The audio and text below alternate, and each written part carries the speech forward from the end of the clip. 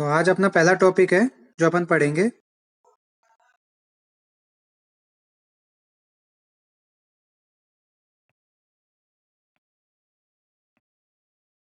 Multi high risk pregnancy. ठीक है।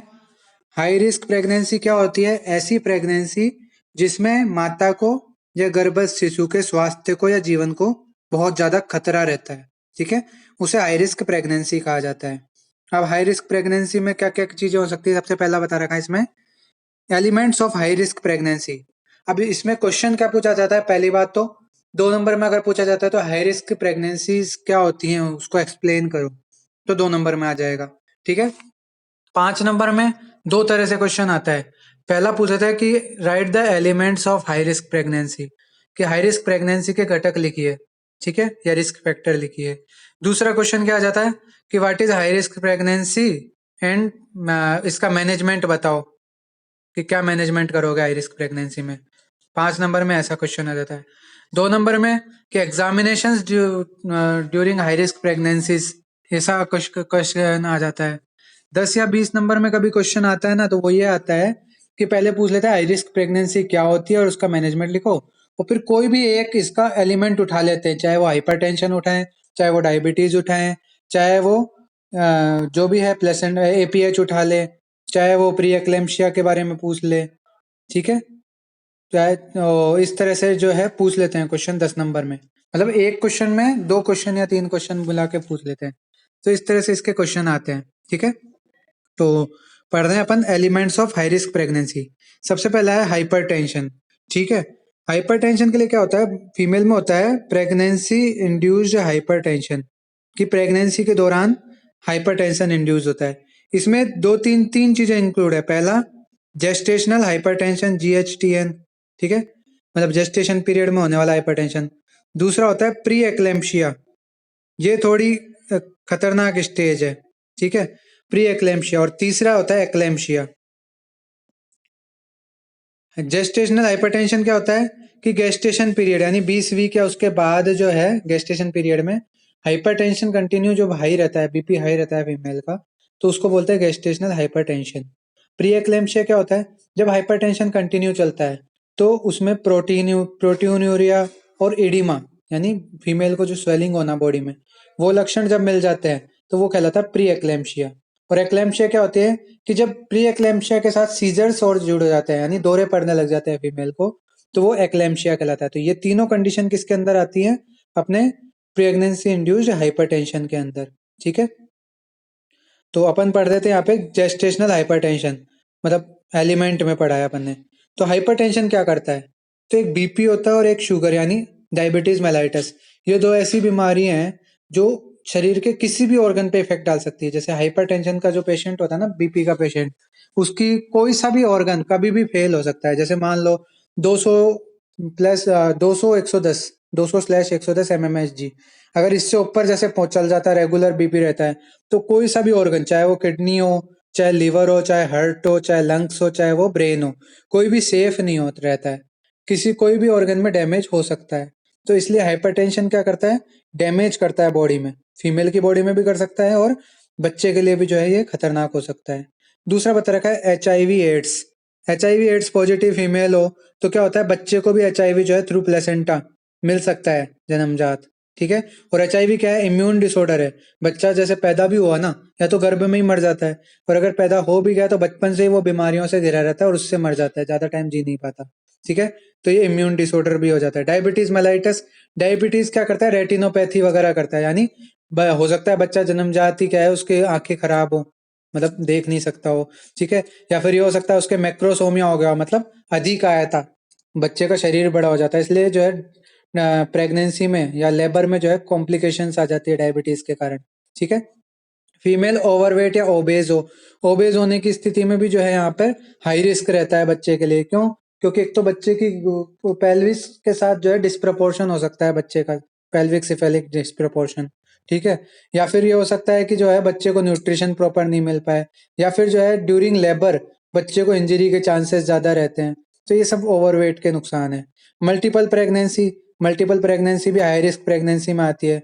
क्यों? क्योंकि उसमें क्या होता है, अब यूट्रस तो है को ज्यादा एक्सपेंड करना पड़ता है, तो उसमें रप्चर वगैरह हो सकता है। बर्थ कैनाल में जो है कोई इंजरी हो सकती है। ठीक है, दो दो बच्चे हो सकते हैं, किसी को न्यूट्रिशन प्रॉपर नहीं मिला उस कारण उसकी डेथ भी हो सकती है। जैसे मान लो एक बच्चा तो पूरा न्यूट्रिशन खींच गया, दूसरे बच्चे को न्यूट्रिशन ही नहीं मिला तो वो अंदर ही मर गया। फिर उसके मरने के कारण अगर उसको निकाला नहीं गया तो दूसरे बच्चे की भी जान पे बनाती है। तो मल्टीपल प्रेगनेंसी भी हाई रिस्क प्रेगनेंसी में आती है। इसके अलावा एज के अकॉर्डिंग देखें तो टीन एज और एडवांस एज दोनों प्रेगनेंसी में, दोनों टाइम में प्रेगनेंसी हानिकारक होती है। क्यों? टीनेज प्रेगनेंसी में जो होती है मदर की बॉडी वो रेडी नहीं होती है प्रेगनेंसी के लिए। ठीक है, लेबर को सहन नहीं कर सकती या प्रेगनेंसी को झेल नहीं सकती उसकी बॉडी। तो टीनेज जो है प्रेगनेंसी इसलिए हानिकारक होती है। बाकी सुश्रुतचरक भी कहते हैं कि 30 साल तक धातुएं क्या होती है, विवर्धमान अवस्था में होती है। तो ऐसी स्थिति में अगर वो प्रेग्नेंट हो गई तो उसकी खुद की धातुएं तैयार नहीं है, तो वो बच्चे को क्या संभाल पाएगी। तो इसलिए जो है टीनेज प्रेगनेंसी रिस्की रहती है। एडवांस एज, एडवांस एज में पता ही है अपनी धातुएं फिर क्षीण होने लग जाती हैं। ठीक है, मदर की जो कैपेसिटी है, होल्डिंग कैपेसिटी बच्चे को होल्ड करने की, वो भी खत्म होने लगती है। ठीक है, इसके अलावा अनेक स्ट्रेस वगैरह, लाइफ स्ट्रेस वगैरह बढ़ जाते हैं एडवांस एज में, तो वो सब चीजें हो गई। ठीक है, तो ये चीजें अपने हाई रिस्क प्रेगनेंसी में आती हैं।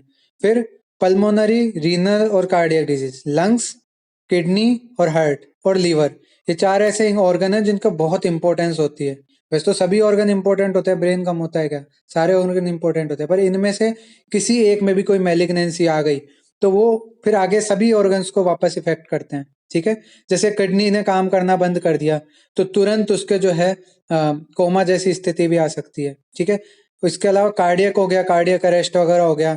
ठीक है, ड्यूरिंग लेबर हो गया या उससे पहले हो गया, तो बच्चे की या माता की जान पे बना सकती है। पल्मोनरी, जब ब्रीथिंग ही नहीं कर पाएगी मदर तो ऑक्सीजन बच्चे तक कैसे पहुंचाएगी, तो वो पल्मोनरी कोई एबनॉर्मेलिटी हो गई हो। ठीक है, हिस्ट्री ऑफ मिसकैरेज, कि जिसको बार बार ऑलरेडी मिसकैरेज हो सकते हैं, हो जाते हैं, तो जो नया, जो अभी उसका गर्भाधान हुआ है वो भी कैसा होता है, रिस्क में होता है। ठीक है, family history of genetic disorder, कि जिसकी फैमिली हिस्ट्री में कोई जेनेटिक डिसऑर्डर कंटिन्यू चला आ रहा है तो वो भी हाई रिस्क प्रेगनेंसी में आता है। प्री एक्लेम्पशिया ड्यूरिंग लेबर, प्री एक्लेम्पशिया क्या होता है मैंने बता ही दिया। इसमें 3 कंडीशंस होती हैं। एक सेकंड, लाइट गई। 3 कंडीशंस होती हैं।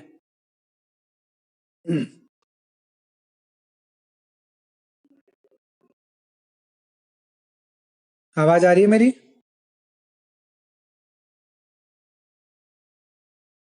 आवाज आ रही है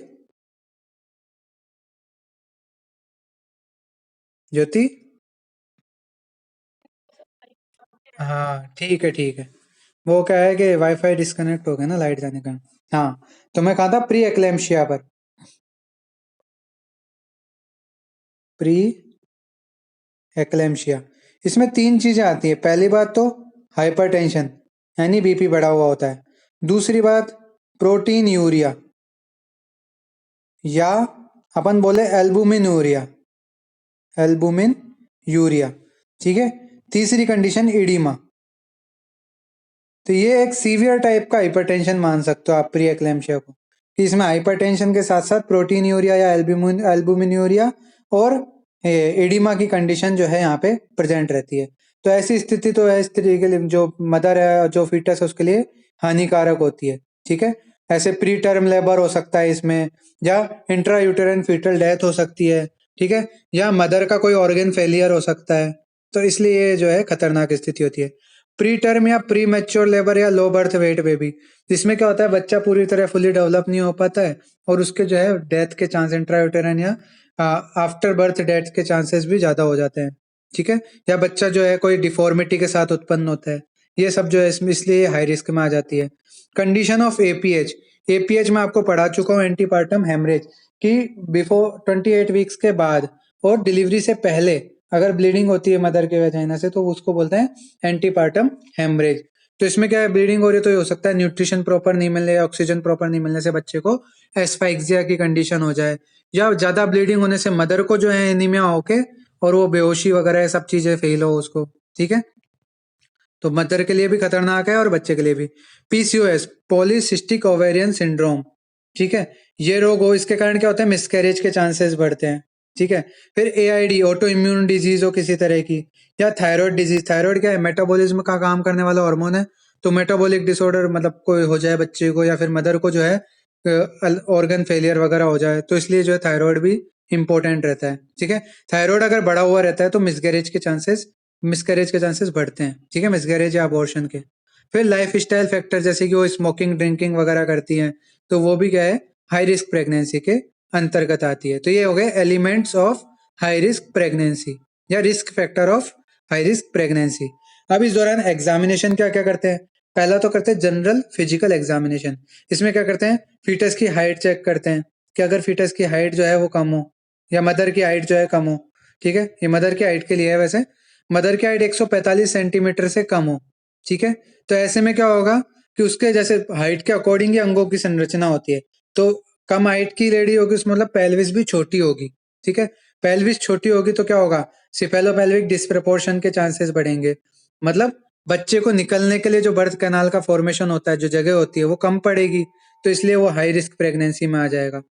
फीमेल ओवरवेट या अंडरवेट हो, कि फीमेल का वेट बहुत ज्यादा कम हो या बहुत ही ज्यादा हो, तो दोनों कंडीशन जो है वो पर एग्जामिन करेंगे, वो रिस्क में आ जाती हैं। बीपी का चेकअप करेंगे, हाई बीपी हुई तो वो रिस्क प्रेगनेंसी में आती है। एनीमिया देखेंगे कितनी एनीमिक है, जैसे अपन ने एनीमिया पढ़ रखा है, पांडु में पढ़ा था अपन ने एनीमिया।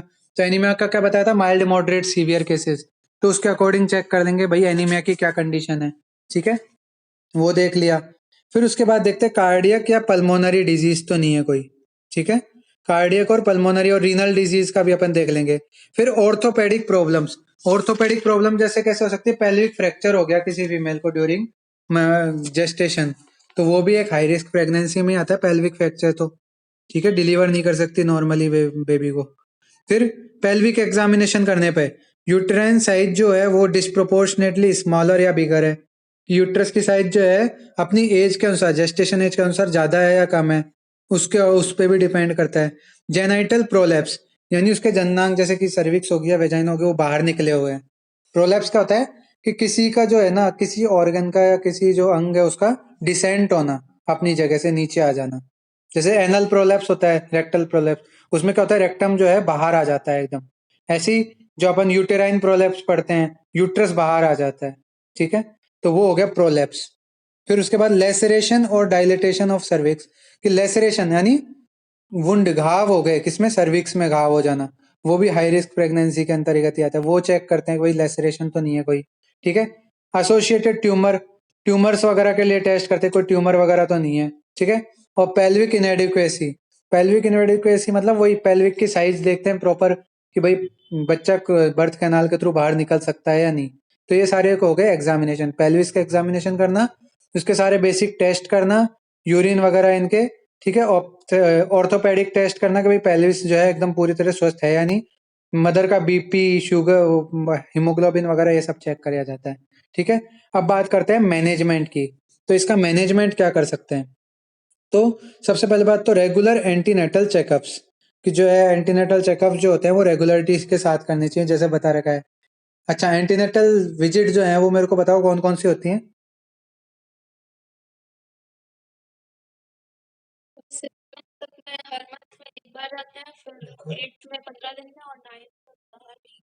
Very good.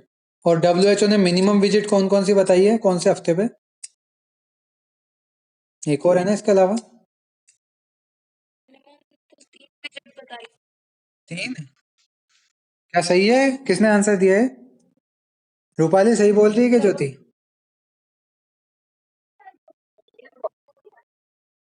दोनों ही गलत हो। मिनिमम 4 विजिट बताई थी ना मैंने। 16वें हफ्ते पे, फिर 24 से 28 वीक पे, फिर 32वें हफ्ते पे, और फिर लास्ट 36वें हफ्ते पे। Minimum 4 visit. ये मैं इसलिए बोल रहा हूँ ये वाला याद करने को भी, क्योंकि एक बार 2 नंबर में क्वेश्चन आया था कि WHO के अनुसार एंटीनेटल चेकअप की जो विजिट्स होती है उनको लिखिए। तब आपको ये आंसर करना होता है कि मिनिमम 4 विजिट वाला जो WHO ने बताया है वो। ठीक है, याद रहेगा 4 विजिट वाला? ठीक है, तो एंटीनेटल चेकअप प्रॉपर होने चाहिए। दूसरी बात, फॉलिक एसिड थेरेपी। अब चूंकि एनीमिक कंडीशन है तो वहां पे प्रॉपर फॉलिक एसिड या आयरन थेरेपी होनी जरूरी है। ठीक है, तो उसका ध्यान रखना।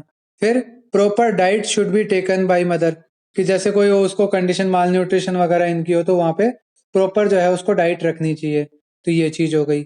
फिर चौथा, proper rest should be taken, कि जो है प्रॉपर रेस्ट करना चाहिए मदर को। पांचवा, assessment of maternal and fetal wellbeing, कि फीटस का जैसे फीटल हार्ट साउंड वगैरह चेक करते रहना, और यूएसजी के द्वारा जो फीटल की जो मूवमेंट वगैरह ये सब चेक करना, मदर की रेगुलर चेकअप करना कि भाई उसके सीबीसी हो गई, ठीक है, उसका जो है मतलब फंडल हाइट वगैरह सब चीजें चेक करना, तो असेसमेंट करना उनका। The condition of fetus during labour can be assessed by fetal heart rate monitoring, कि भाई फीटस के हार्ट रेट की मॉनिटरिंग करो लेबर के टाइम पे रेगुलर, ठीक है। Passage of meconium in the liquor, कि भाई लिक्वर का जो निकला है ना पानी, उसका जांच करो कि भाई उसमें मेकोनियम तो नहीं मिला हुआ है, ठीक है। मेकोनियम क्या होता है बताओ, मैंने बताया हुआ है, एमनियोटिक फ्लूइड। बिल्कुल, जो फर्स्ट टाइम जो बेबी स्टूल पास करता है ना उसको मेकोनियम कहते हैं, ठीक है। फिर examination of foetal scalp blood for pH values, कि फीटल स्कैल्प से ब्लड का थोड़ा सा सैंपल लेते हैं, उसके पीएच वैल्यू चेक करते हैं कि सब नॉर्मल है कि नहीं। तो ये अपने हो गई हाई रिस्क प्रेगनेंसी कंप्लीट, ठीक है। किसी को कोई डाउट है इसमें?